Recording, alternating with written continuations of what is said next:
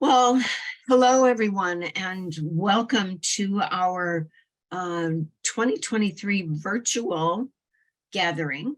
We're so glad to see everybody here and so appreciative that you've taken time out of your Sunday to join us. As Michelle mentioned a little while ago, this is an encore presentation guest that we have here. So Ted Bowman is going to be sharing some of his wisdom around living with ambiguity. And we're just really glad to have Ted here. Couple things that keep in mind.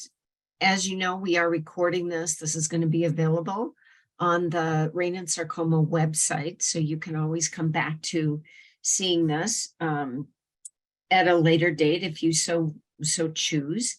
And we are going to try to make this as participative as we can. So you have access to the chat box. You can write questions or make comments in there. Michelle and I will be monitoring that during Ted's presentation.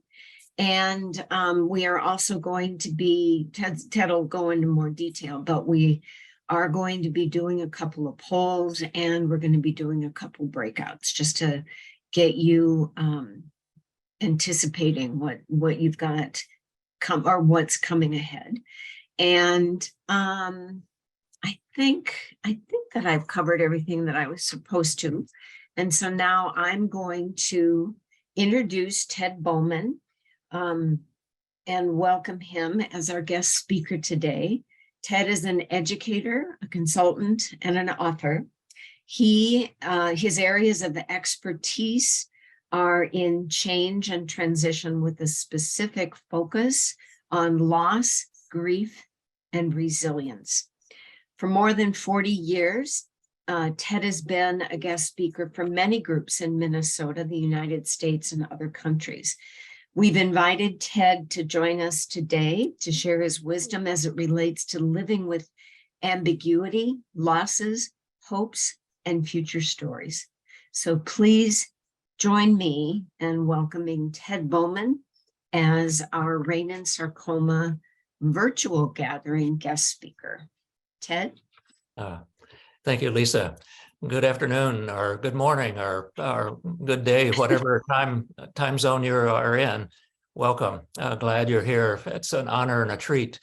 It's nice to be invited to places once, but when you get invited twice for a second round, that's a special compliment. And I salute you and the Rein In group for having me back. Just to add to what Lisa and Michelle have been saying, I want this to be as practical and useful for you as possible, a time of reflection, as well as thinking about your own coping well strategies with sarcoma, either as a person living with the condition or family members, friends, whatever it might be. So we will be doing a variety of things to break up an hour and a half of screen time, and just urge you to participate in whatever ways are possible. As Michelle mentioned, you will be muted until the discussion period at the end, plus, and we're going to do 2 small breakouts because who wants to look at a screen with just one person presenting for an hour and a half, and give you a little chance twice to interact with some of your colleagues. And I'll tell you more about that as we come to the first breakout in about 20 minutes or so. So make of this what you can, and if you will, if you have paper nearby, you might want to, if questions emerge, make a note so that you don't forget them, and we can get at those questions or comments or resources when we come together a bit later. So let me just pull up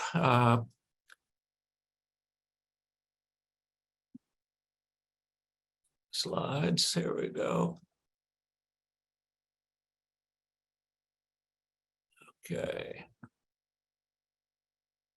Okay, there's my email and website.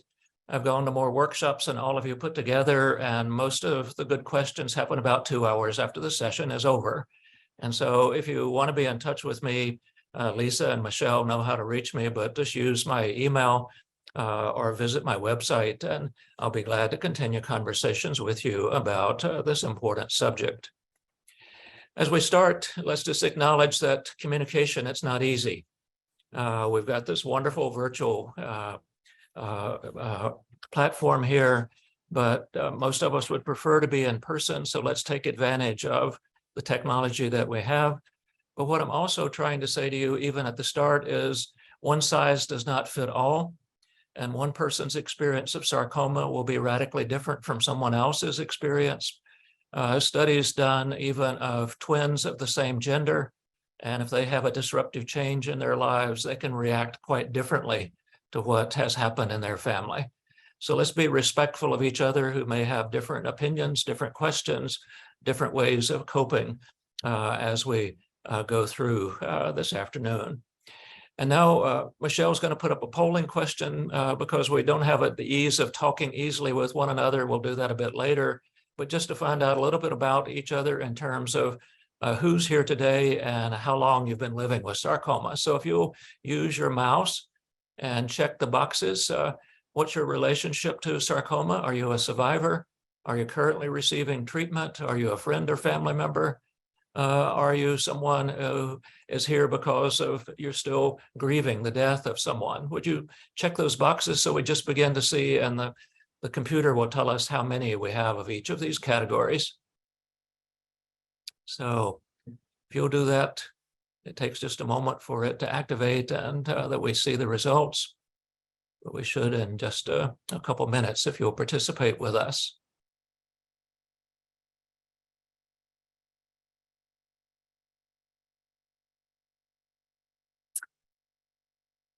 I'm showing 38% bereaved and 38% are sarcoma survivors.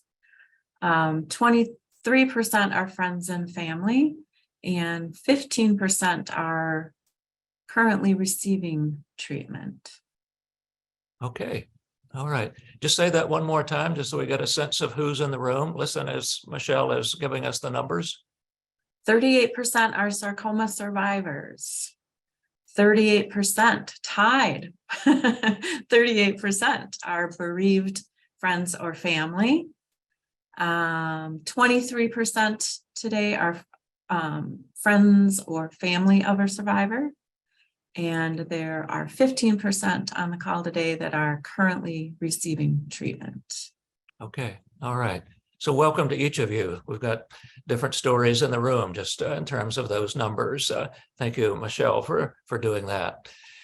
So let's look, I'm going to move you through looking at loss first and the grieving that goes with that, and then begin to move in a second part to resiliency and coping well as we move along. So let's go back to some wisdom from the 13th century. Nobody in the room is quite let's see what's happening here. Yes, there we go. Excuse me. This is wisdom from the 13th century, wonderful Middle Eastern poet by the name of Rumi. And he likened being human to a guest house. What a metaphor. This being human is a guest house. And then he says, every morning a new arrival. And then I love it that he has an arc of life, a joy, a depression, a meanness. Some momentary awareness comes as an unexpected visitor, that things happen in our lives. Some of you can probably give me the hour, the day, the month, and the year when you discovered that you had sarcoma.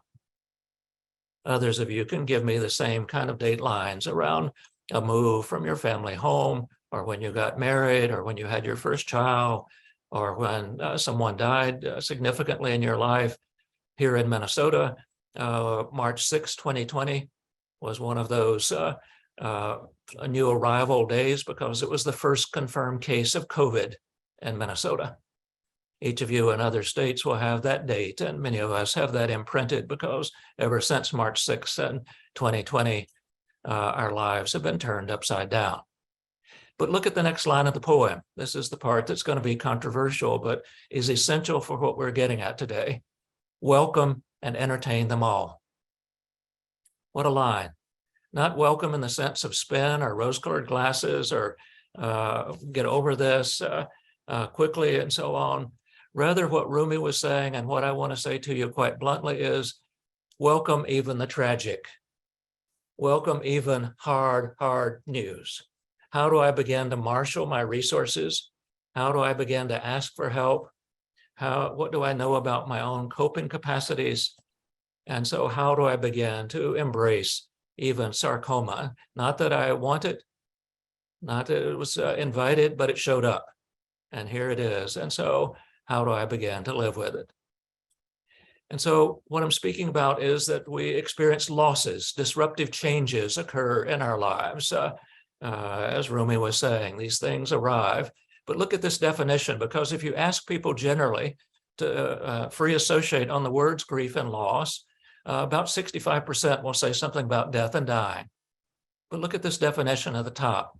Loss refers to being deprived of or ceasing to have something that one formerly possessed or to which one was attached. What did you cease having? What were you attracted to, attached to? And so think about the things that happen in our lives, losing mobility, losing safety, losing dignity, losing our health. My mom moved further and further into the fog of Alzheimer's, dementia, and we lost our mother before we lost our mother. And on it goes, all of these kinds of disruptive changes that occur in our lives. Some of the losses are conspicuous. I'm looking now at the few slides of you that I can see, and all four of us on my particular computer have a conspicuous loss. It's called sight, because all four of us are wearing glasses. And so some of the losses are conspicuous. Certain cancer patients will lose some hair. Some people with mobility issues will use a wheelchair or a walker. Some people will be a bit tottery because of Parkinson's or because of a stroke.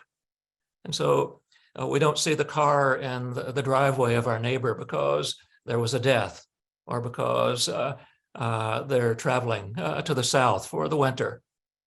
All of these kind of disruptive changes, and some are conspicuous, but others are internal. And I'm going to talk in a little bit about shattered dreams, the loss of the future story, the way our lives are turned upside down, and we'll get at some of that. But look at the bottom as well. Loss is first, and then our body, our whole body, grieves the losses.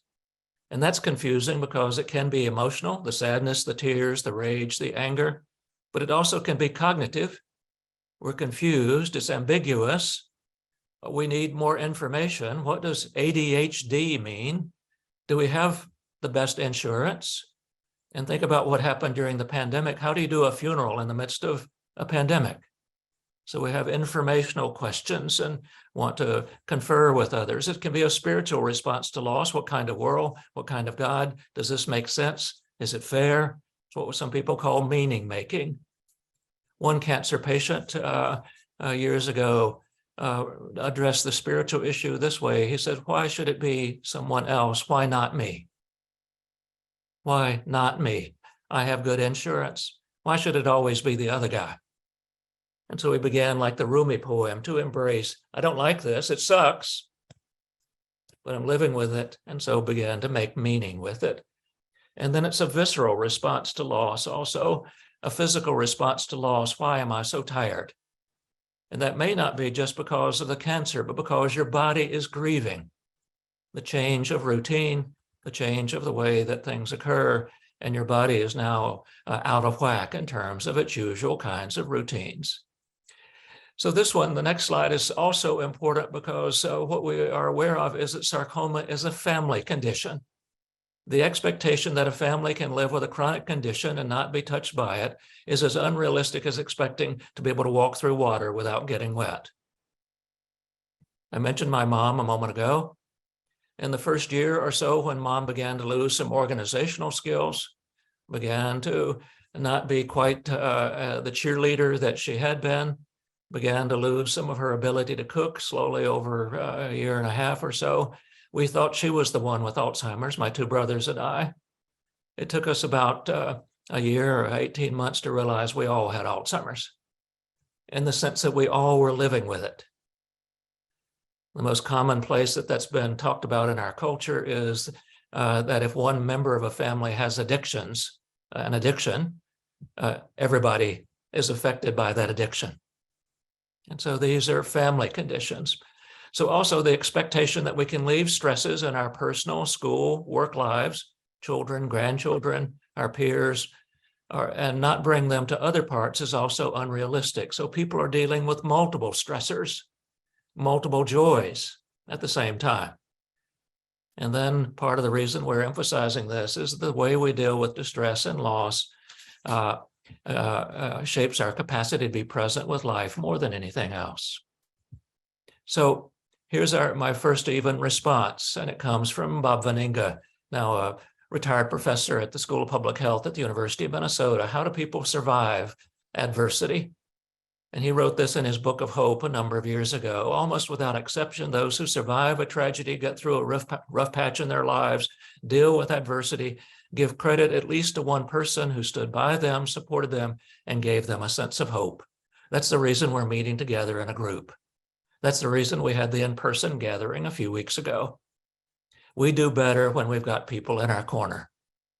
And I want you to begin to think about who's your go-to person for cheerleading, for lifting your spirits, who shares some good humor with you, but also who is your person to go to when you need to offload, when you need to, well, this sucks, this is hard, or however we need to express our grief. Because some family members don't do well with grief. Do you have to talk about that? Can't we change the subject? Oh, let's not deal with that. So those who survive adversity understand the magnitude of what they've lost, try to embrace it as fully as they can. But if you want to survive a crisis, you need a reason to live. Let me even associate that with the hospice rule around the world. And let me assert to you that hospice is not about dying, which most people think. The hospice rule around the world is to live as fully as you can for as long as you can. And people who are enrolled in hospice often do better than they did when they did not have hospice. Yes, they may have a terminal condition. Yes, they may die, but there are ways to alleviate pain. There's ways to alleviate suffering, and they try to do everything they can to help people to live as fully as they can for as long as they can. So just a couple of things in terms of different ways in which family members are dealing with these kinds of things. Some of the coping around sarcoma will come on slowly. I mentioned my mom. I'm going to use that example and others as I go along. Here's what I wrote about her a number of years ago. The Alzheimer's came first, later came the stroke, robbing her diamonds and pearls. She'd lost the past, lost her left side, the story she loved, her mobility. Still, she smiled. It was a slow, progressive condition. That may be your reality. Here's the first line of a poem by a man living with cancer. I'm guessing some of you have had your own version of this line. One morning cereal, the next day cancer. You get the biopsy results, you begin to associate what you're dealing through, and all of a sudden, boom, one morning cereal, the next day cancer. And then some people also lose, as I said, their future stories. Here's Ruth Piccardy's statement about that. What hurts me most is losing the future. I won't be there to clap when my beloved babies write their names. I won't see them learn to swim or go to school or kiss their innocent knees when they fall off their bikes. That's what we call anticipatory grieving. And it depends, of course, on the kind of sarcoma that you're living with. All of you are not necessarily terminal. We have survivors in the room, but we often do anticipation of not only what might work well, but what might not work well. And so people are going to be in different places, and family members will often be in different places. So I mentioned about shattered dreams, and people like you taught me about this. They began to say, this is not fair. Didn't expect this would happen to us, not in our family. And then someone in a group, like one of you, not me, not Michelle, not Lisa, turned and said, it sounds to me like you had some pictures of your life, pictures of the way your life was supposed to be, and life hasn't turned out to match the pictures. It sounds like you had some dreams, and those dreams are gone. those dreams are shattered. Those dreams have been taken away. And so it's that kind of experience that we want also to address.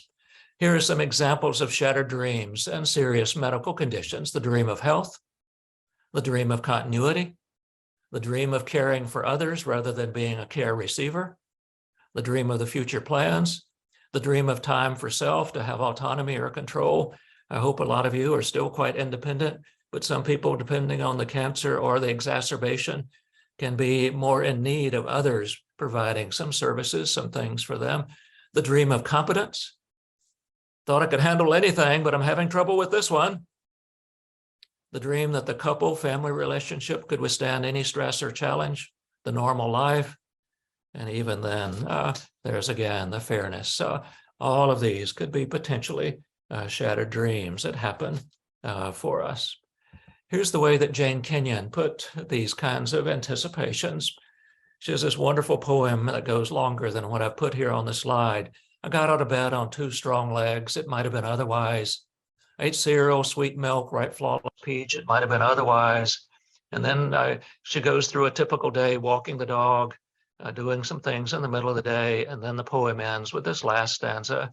I planned another day just like this day, but one day I know it will be otherwise. Most of you in this room today are dealing with an otherwise day when you had to come to grips with this thing called sarcoma. So take a breath. I'm going to switch over to a couple of ambiguity slides before I move you into your first small group. So ambiguity occurs when, this is something from Pauline Boss, who's written a lot about ambiguity. She wrote this first about COVID, but it fits with sarcoma. Ambiguity occurs when there are unanswered questions, uncertainty, and the disruption of family and work life due to COVID or medical conditions like sarcoma, like Parkinson's, like diabetes, like depression, or dealing also with community tensions. And then look what she said. What is distressing us is not just the virus, but the ambiguity surrounding it. What it will do, what we should do about it. And then see if the part in red fits for you. Science provides some answers, but we're experiencing uncertainty, and that's very stressful for a person or a family or an organization or a society that is accustomed to solving problems and having definitive answers. Oh my, most of us would prefer clarity. Some people have even said out loud, I'd prefer to have had a spinal cord injury because at least I know then what I'd be living with as a paraplegic or a quadriplegic and so on. That when we have a mysterious and ambiguous condition, it seems all the harder. Well, this other slide, and we're going to talk about this a bit later, a bit more, but I'm wanting to help you along the way and before you move into groups. What are some responses to ambiguity? One is to label what people are experiencing. I've just done that. Knowing that some people in your family are better at loosey-goosey, go with the flow, change and transition.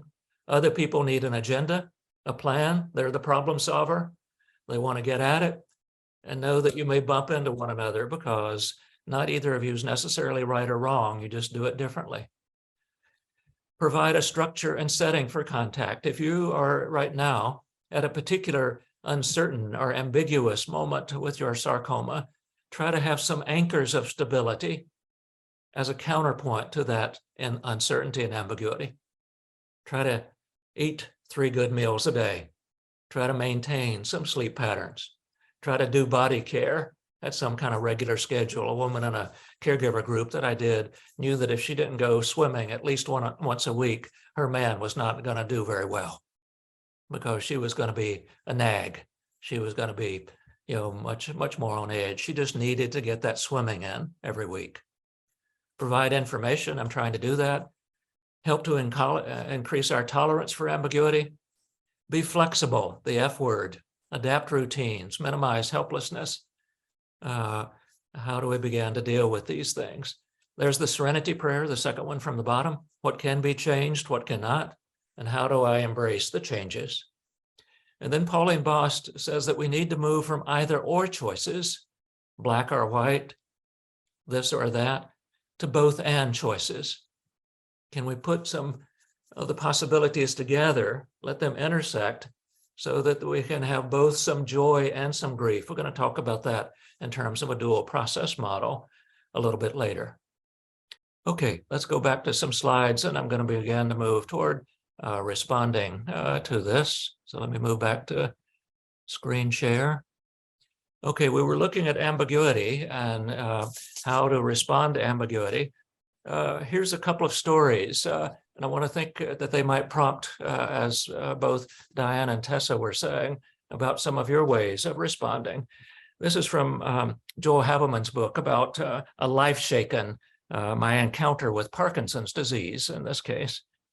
In my 13-year relationship, Parkinson's disease has won my deep respect.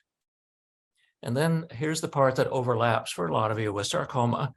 Parkinson's wins if it makes me focus on the long term and give up. My strategy is to concentrate on the short term and keep going. My strategy is to concentrate on the short term and keep going, to seize the day, to live as fully as I can, to not completely kind of give in to what's occurring. And here, you may wonder why I'm selecting this one, but she is just such a phenomenal poet. And this is a wonderful poem by Mary Oliver, and it's about when death comes. And so I don't mean that to be morbid, but listen to what she's doing even about death. When death comes, like the hungry bear in autumn, when death comes and takes all the bright coins from his purse to buy me, snaps the purse shut, on and on. When death comes, I want to enter the door full of curiosity. I don't want to wonder if I've made of my life something particular. I don't want to end up simply having visited the world. I want to be curious about what this thing is called sarcoma. How do I begin to embrace and say, all right, you're a part of my life, but I know one person with sarcoma says, I know you're part of my life, but would you go to the guest room for a little while? I don't want to talk with you right now.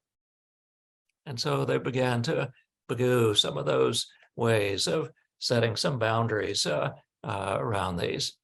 Here's some 5 principles from various kinds of medical conditions that are important. If something's unmentionable, it's also unmanageable. And so what Tessa was raising about family conversations, and even Diane, realized that I would urge you to give everybody in the room, even the 4-year-old, as well as the 84-year-old, the grandparents, the friends, the neighbors, permission to talk about it.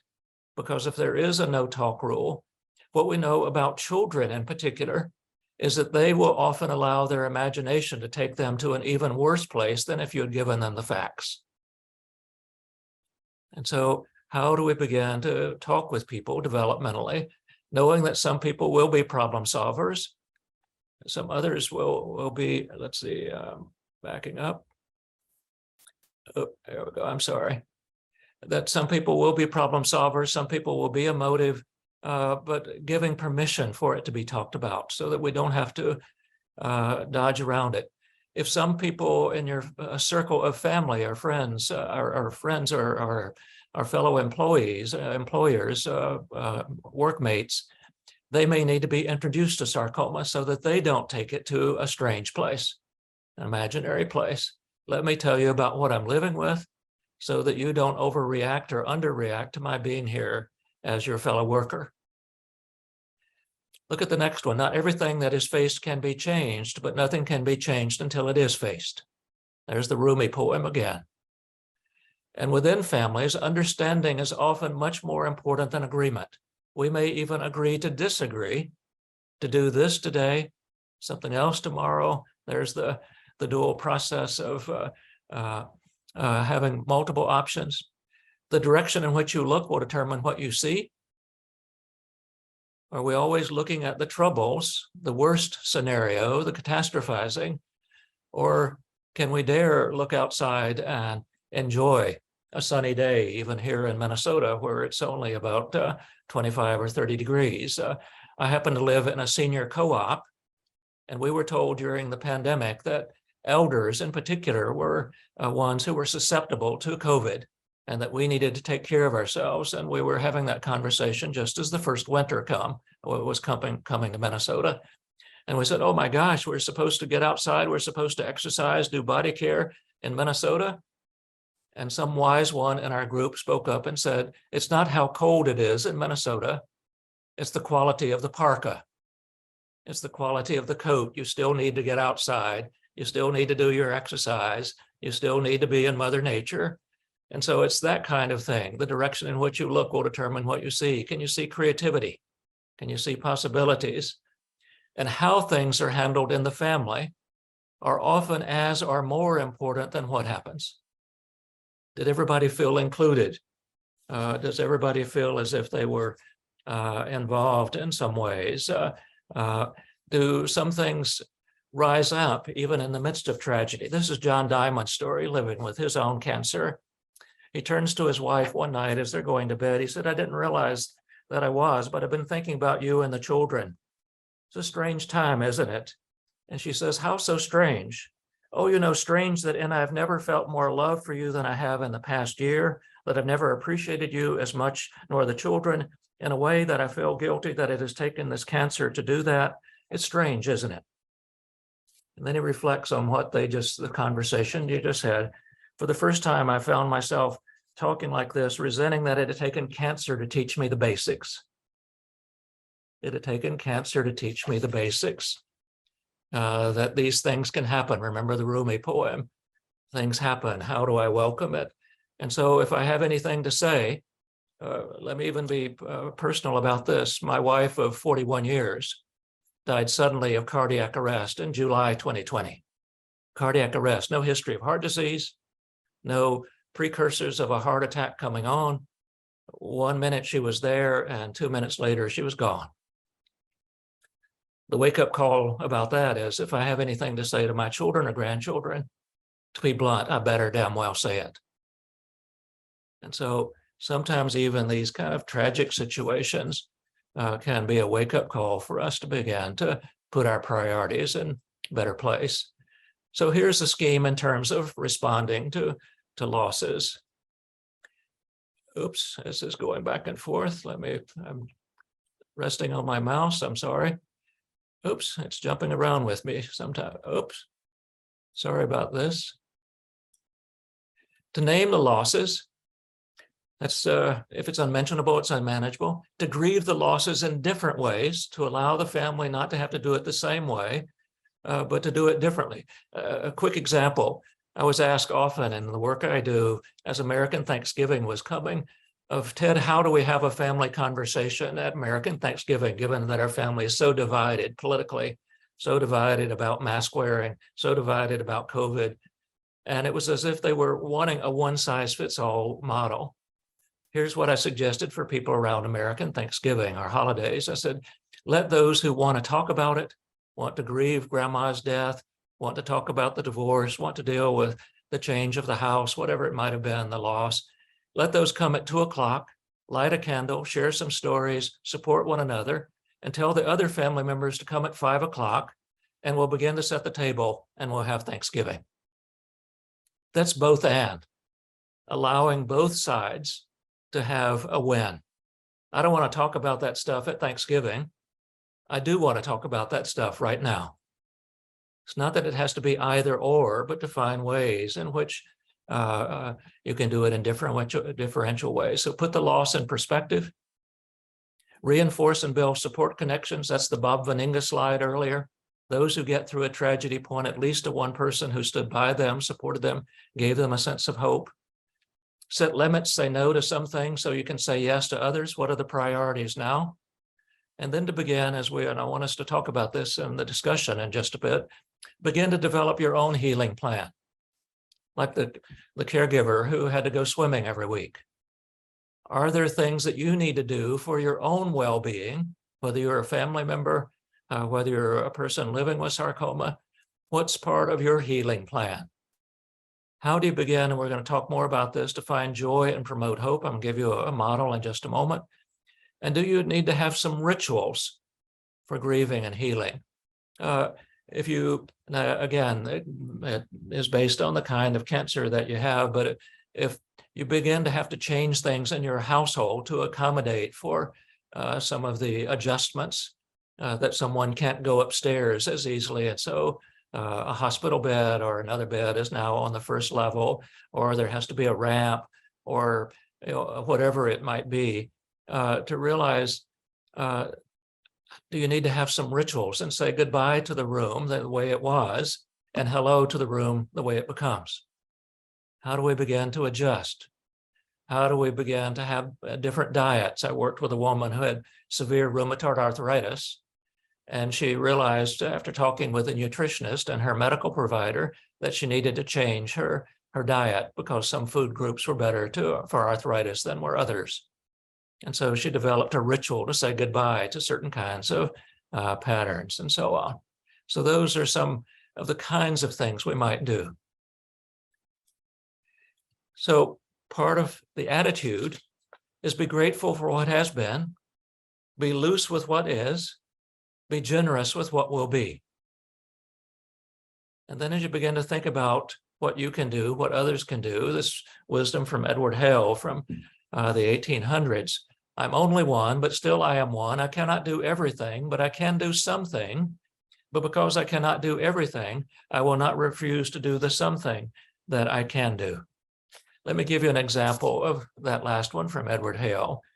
This is Floyd Skloot's story. I'm not getting any better, and I'm not getting any worse. After 54, at age 54, after 13 years of living with static dementia, he got a virus in his brain. They gave him some medications that alleviated got the antibiotics, so he no longer had the virus, but the damage had been done.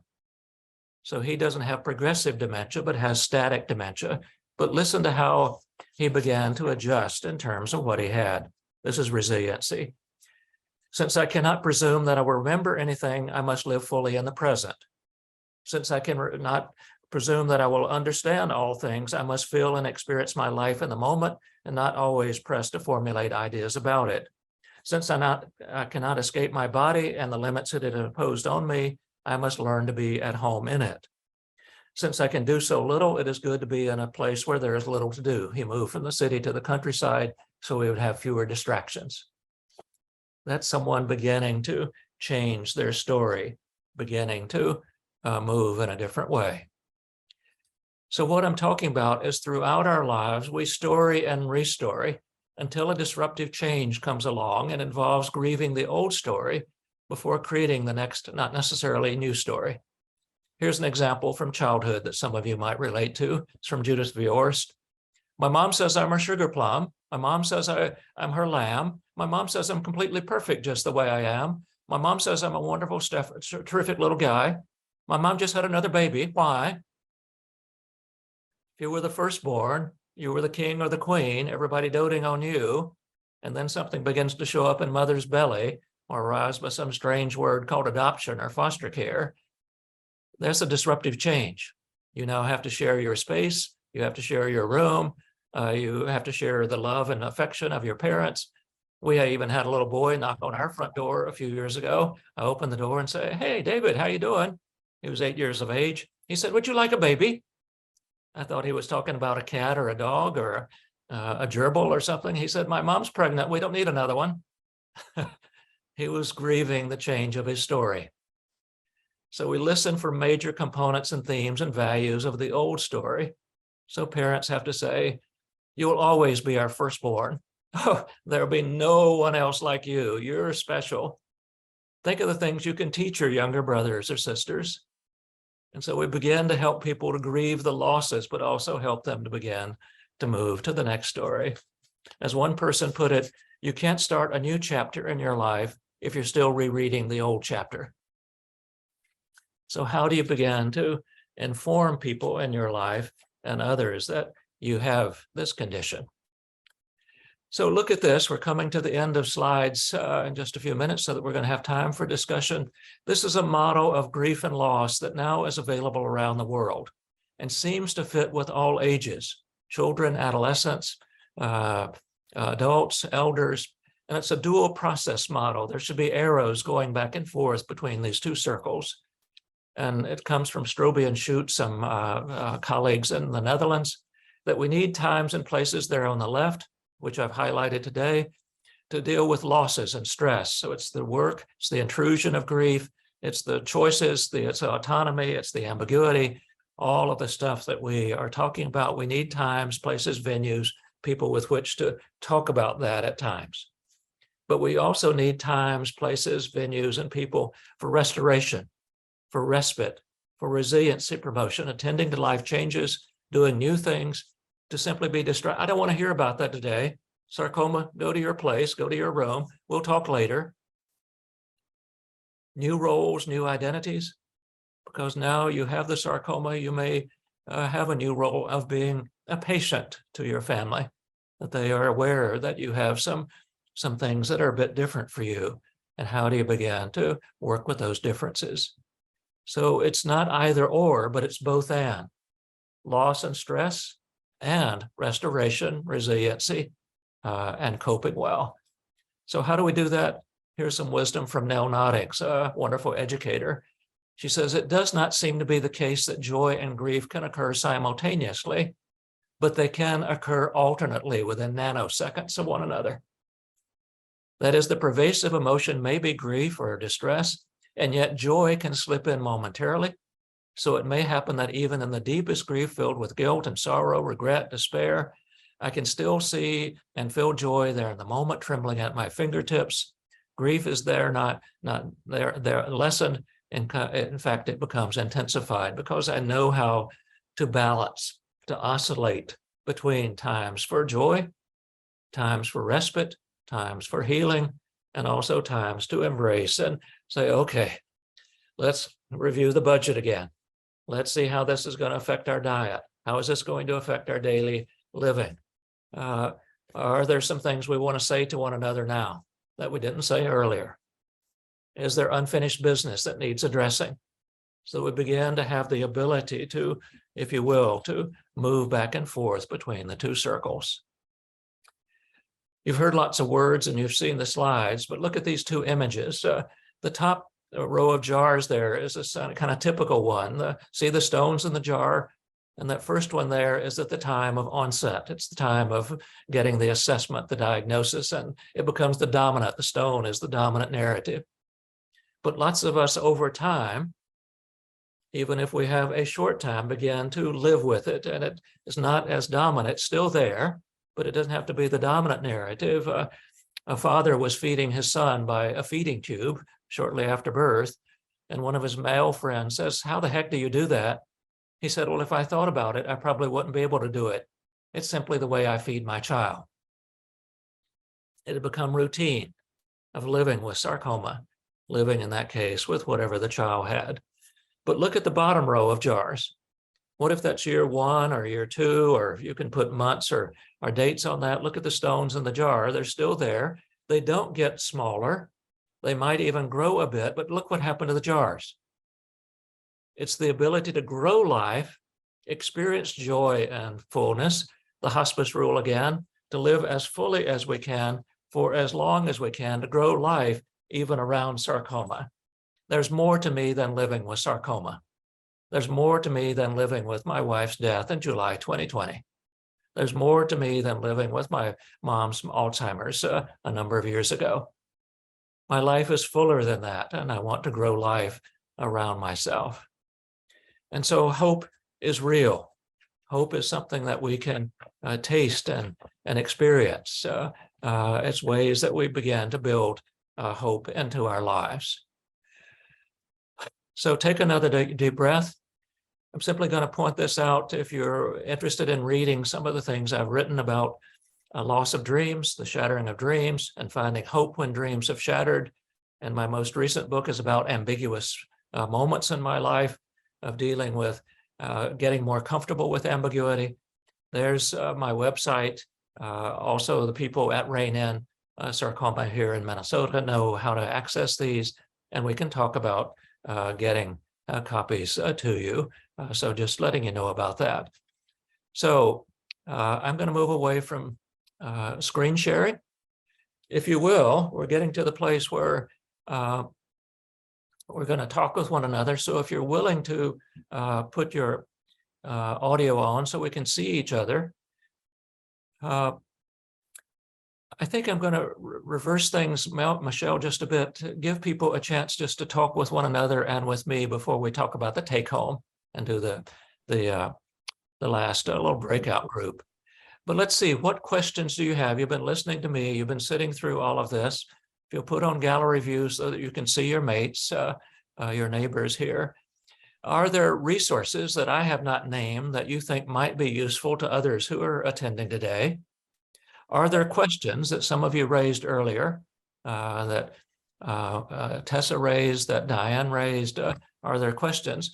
And some I will try to respond to, but some I will turn back to the group because this is a group that knows a lot about these kinds of things. So let's take advantage. By my clock, we've got 22 minutes still that we can meet together before you go out for the afternoon or whatever time of day it is in your time zone.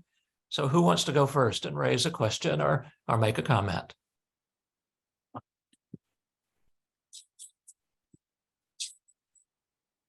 And if you don't want to say it out loud, you can use the chat because Lisa and Michelle are going to be monitoring the chat. But we're a small group, so you can just unmute and raise your question or share a resource. I'll share a couple of things if yes, go ahead. I'll go first if that will help. But I love so much of what you said, and I don't know that I'm going to answer those questions specifically. I was really struck by a couple of things that I wrote down. It took cancer to teach me the basics.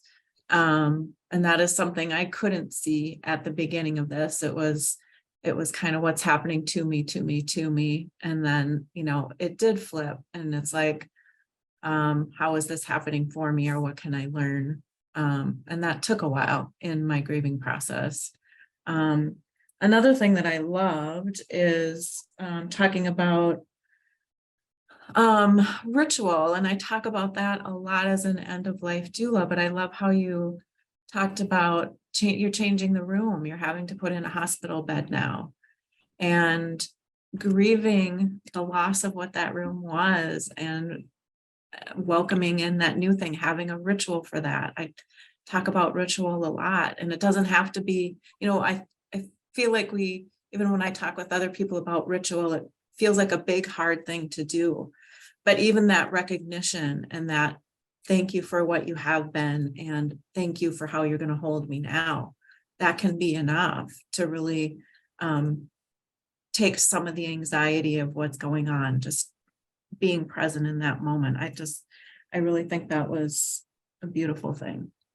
Just to elaborate that one very briefly, but think about it, if you were in a house or an apartment, your own home, and had guests over, family members or friends or neighbors, even occasionally, they then have been in your spaces.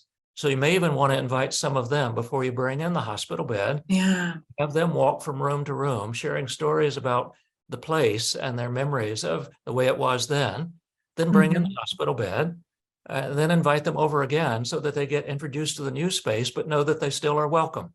That's a ritual. Otherwise, they think that's a hospital room. I don't think I want to go there, but you're inviting them by using the ritual to see it the before and the next. Yeah, that's really beautiful. Yeah, it's coming. I'm feeling a little bit emotional, actually, even thinking about that, if it's okay that I share. But, when Brett came home from the hospital that last time, and the hospital bed was now in our bedroom, our most intimate space. And, how much that changed when you lose your relationship. And that room became something else, and having to then turn it back. And now I'm alone in that room. That's really difficult. And yeah, I really appreciate what you said about that. Thank you. Okay, thank you. Who's next? Share a story, ask a question. Diane, your hand's up. It took me a while to figure out how to get my hand up. It's been a long time. You succeeded. I've been on these Zoom calls. Anyway, Ted, I'm touched by you sharing about your wife, and I give you my sympathies. Thank you. Thank you. Thank you. And, you know, the same to Michelle. I came to this today because I needed a break from the anticipatory grieving of my brother who has lung disease and is in the hospital. I thought, all right, yes, I could tune in to the Rein and Sarcoma event. All morning, it's like, are you up to it? It's going to be helpful. It's been very helpful because there's loss everywhere. And I know this focus today is on those of us affected by, impacted by sarcoma, but you know, there are many more losses, and sometimes they're stacked on top of each other. And, you know, Michelle, I'm glad to have a face with the Rein and Sarcoma doula as a new volunteer to Rein and Sarcoma as a retired RN. So, and former hospice worker. So, you know, Ted, I appreciate all of the hospice comments today. Could not agree more strongly. But this is about being a human being. Mm. And whatever our losses are, whether they're stacked or, you know, they're a bit in the background today or they're hanging off our face today, everything you've talked about is just a gift. And I wish everyone I know could participate in this conversation because it's so valuable, just surviving whatever we're surviving. Oh, thank you, Diane. Thank you. Yes, we're talking about life. That's the reason I use that Rumi poem at the front end. This being human is a guest house and things happen. And so how do we begin to embrace the life? Some doors open, some doors close. And how do we begin to be flexible and adjust? Easier said than done. But part of what we're trying to do today, and Diane, you just spoke of that, Michelle, earlier, is how do I draw on resources, sessions like this, books, stories, to help me to cope as well as I can. So who's next? Antoinette, you're unmuted. Are you wanting to speak? I did have a question for you. Okay. You were talking about different stages, different types of grief and how we process, and you mentioned visceral loss. Could you Visceral? It's our bodies can be grieving. So it's a physical loss. Why am I so tired? I'm just not clear-headed today. I just can't make another decision right now. I'm just flooded. And that can be, yes, that can be part of the emotional grieving. That can be part of the cognitive grieving. But your body may be working overtime as it's trying to absorb all of these emotions, all of these contradictory facts and details and so on. And as I said earlier, part of what we've begun to learn even more about body care is that when we get off of our routines, our bodies are adjusting.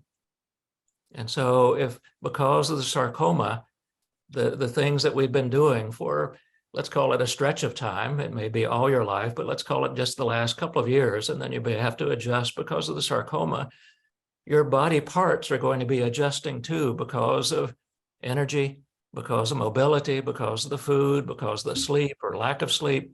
And so the body can be grieving. Why am I so tired? And so it's to listen to the body that's saying, even around my own bereavement, I'm not living with sarcoma.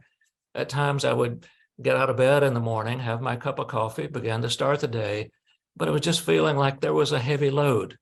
And so I would begin to try to assess using my body as a barometer to say, what's going on? Did I not sleep well? Was I anticipating some stress today? Am I missing Marge, my wife? Or is it because, as Michelle was saying, was I missing simply having conversation? Because for 41 years, she was always there in the morning conversing with me. Sometimes I didn't want her to be conversing, but she was. But now that nobody's there to converse with, well, who do I talk to? The wall? Do I talk to the? So it's to do the body care to say, what's going on?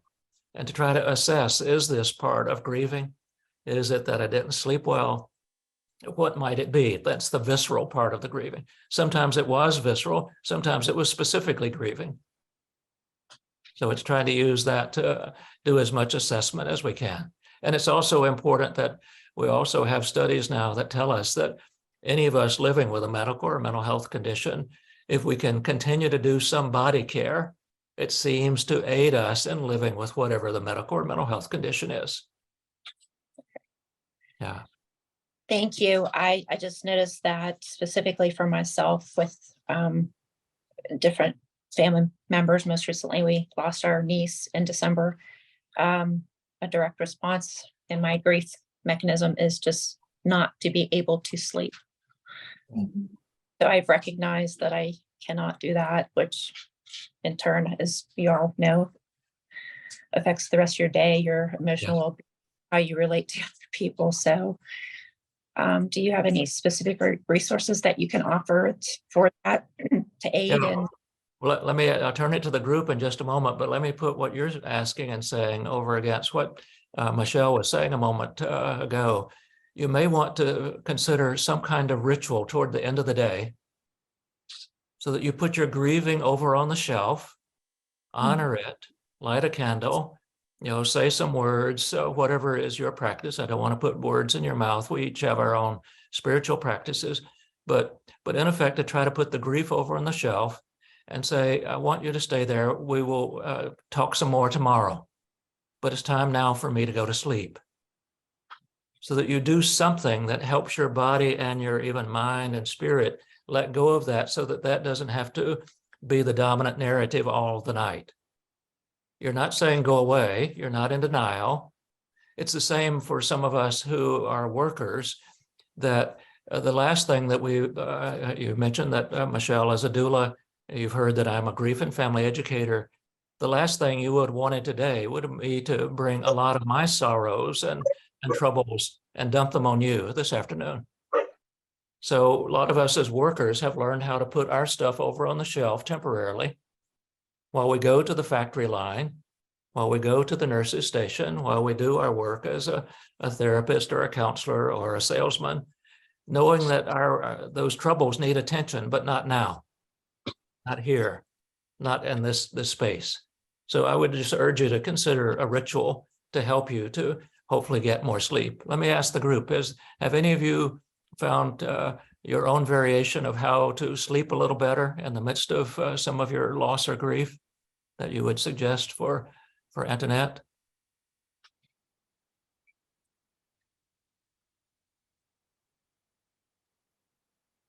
Or any rituals that help you to let go of some things that are intruding on the rest of your life? It may not be for you your sleep, but may be intruding on your work or your other life. Any ways you kind of set it aside temporarily? I can add something to that. In fact, I was kind of looking for an opportunity to do that. So Antoinette, your question was good timing as far as I'm concerned. I also have a history of a brain injury, and it often shows up as I get a particular thought or a worry that I can't set down, and it goes all night. And I just a few nights ago started a new routine that is working beautifully. I hope it's not a fluke that it's worked 3 nights in a row. But I'm happy to share. I found something online about the military strategy for soldiers to go to sleep quickly. And I don't know how to share that link or whatever with this group. I can certainly send it to Katie at Rein and Sarcoma, and it could be added somehow that way, or I see Lisa nodding her head. I think if you send it to Katie at the office, they know who signed up today to be part of this, and can send everybody an email. Okay, I'd be happy to do that. It's actually very basic, and I'm shocked at how well it has worked. So, I hope. Can you summarize just a little bit? Well, it's kind of the standard, by body part, relax your eyebrows, Mhm. your cheeks and your lips and blah, blah, blah. So it's that standard, but then it's followed by a way to kind of disrupt the brain that doesn't shut off. And it has just worked amazingly for me. And I can't believe it wouldn't, maybe it wouldn't work for someone else. I don't know. But for those of us who struggle with sleep, and I think on occasion, everybody probably does, to Yeah. have a plan that is effective Okay. is restorative. And when we don't get it, everything is worse. So Right. I can only hope that it might give somebody else relief. Okay, Lisa, am I Sounds- right that Diane could send that to Katie and that can be Ab- distributed? Yeah, absolutely. Please do that. When we publish the recording of today's session, we will include that with Okay, it, along with the slide deck that Yeah. we Ted. will make available. So Yeah, I wanted to let people know that the slides that you saw, you'll get a PDF form of that or a PowerPoint in a few days. right. I'll do that. Thank you. Okay, okay. Thank you, Diane. Yeah. That's wonderful. Katie Lowe, you have a question or a comment or a resource? I have a comment. Listening to you,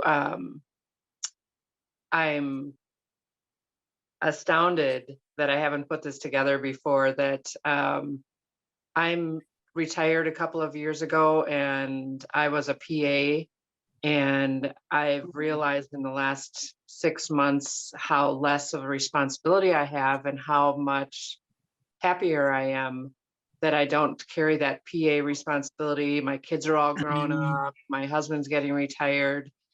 And I've associated this happiness with the change in my life and the retirement. However, you slapped me in the face today, Ted, by saying maybe I needed to get back to the basics, whatever that comment was, that this huge episode that is only the last 5 or 6 years of my life has been a bigger piece than I'm giving it credit, where I'm saying I have 60 years of life that I've changed and decreased my responsibility. But how much did the last 5 years really have to do with that? And I'm very happy about that, but I'm also very angry about that. This was only one episode of my life that was in the last 5 years. Why does it have that power over me when 60 years should have been the power that I am looking for? And again, I'm happy that I heard that from you, very happy that I've heard that from you, but also very frustrated that it can have that kind of power. Yeah. Even if it's a good outcome, that I'm happier about it and that I feel like that responsibility is different, but still it's frustrating when that little tiny piece of my life, which of course was huge, but it's still only 5 years of 60 years. Yes, yes. Yeah. That was really That's- enlightening to me. Yeah, thank you, Katie. So it has to do with what I was calling in that one slide of what's the perspective that we put on this. And part of it is, as I said, there's more to me than a sarcoma. That's part of perspective. But it also is to engage with intimates in our life and ask questions. Here's what I'm doing right now. Am I overreacting or am I underreacting? Help me to see, am I doing too much? Am I doing too little? All of those kinds of things that we're inviting people to give us feedback about our own behavior. Again, a personal example, and I'm sharing only personal examples to prompt you to think about your own stories. Because mom died with complications of dementia and the left side stroke, I don't know, but what I'm carrying the genetic predisposition for dementia and Alzheimer's. And so she also began to slide around this stage of my current age. So that's a wake-up call also for me in terms of basics. I could go into the slide of Alzheimer's over the next weeks and months. So if I have anything I want to say or do in my life, and especially things I want to say, as I said earlier, I better say it. I better do it. So I'm going to travel for the first time in 4 years because of the pandemic, because yes, I want to be discreet. I want to be safe. I want to be very cautious and careful about that. But I don't want to hold my life up because of COVID and all of those things. Yeah. We're almost at the 2:30 time. I'm wondering if you'd be willing to do this just briefly, and don't want to put each of you on the spot. But part of what we've learned about these kinds of sessions is that if people don't begin to think a bit about what has struck me today, what's something that I can use today, what you might call a take home, that it gets lost. And so you're going to go on about your Sunday afternoon, and a lot of what we've done here in this hour and a half will get lost. But I'm wondering, is there a take home that you would announce to others in the room right now? And a take home doesn't have to be anything I said. It's something that you already knew, but which now has been reinforced. Or it may be something that you are curious about, and so you want to explore that a bit more. You want to check that out, or something that you want to do that you've heard others talk about. Could we just name these before we say goodbye? Any take home that you have? Amy, would you go first? Yes, I think one of the things that you said that struck me so hard is you can't start a new chapter if you keep rereading Yes. same and over and over Same. again, and to be present and just celebrate where you are today and you're here today. Okay, And- there's two. Yeah, wonderful. Thank you, Amy. Who's next? A take home. Well, but Amy took mine. Okay, well, your take home is I have to be in these groups Yeah. now and again to learn from I others. know. That's the take home. Who's next? I Yeah. actually do. I do have a take Oh, home that I'd like to offer, and it's around the power of community. Hmm. And Rein and Sarcoma has been an incredible source of support for people. And so I personally want to thank all of you for joining us this afternoon. And to me, it just simply reinforces that the power of community and encouraging people to take a risk and share, who you are and what you might be challenged with, because you're surrounded by people that care and want to help. So thank you for joining us. Thanks, Lisa. Who's next? A take home. Diane. I will be sharing with my family both. One of the first few slides was about the illness affecting the whole family. Yeah. Which my brother, who's ill, recently moved several states away from me to move closer to his daughters. So his daughters are his caregivers now, and it's brand new to them. And I think they're really trying to get their feet under them. Like, how do I live the life I had before my dad moved in, basically?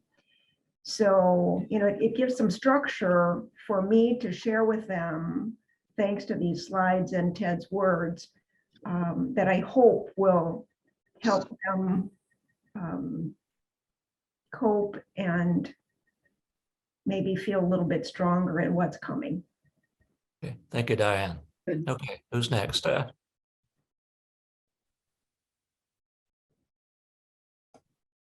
would add that I love Ted's The Guest House, that screen, the slide of that being human is a guest house.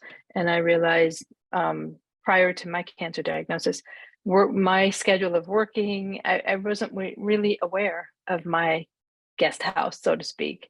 And in connection to what I think Katie said, I could really related to her comment.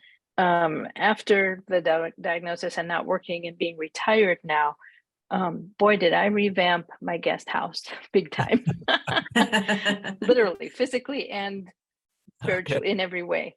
So I really like that slide. Thank you. Nice. All right. Others have a take home or a resource?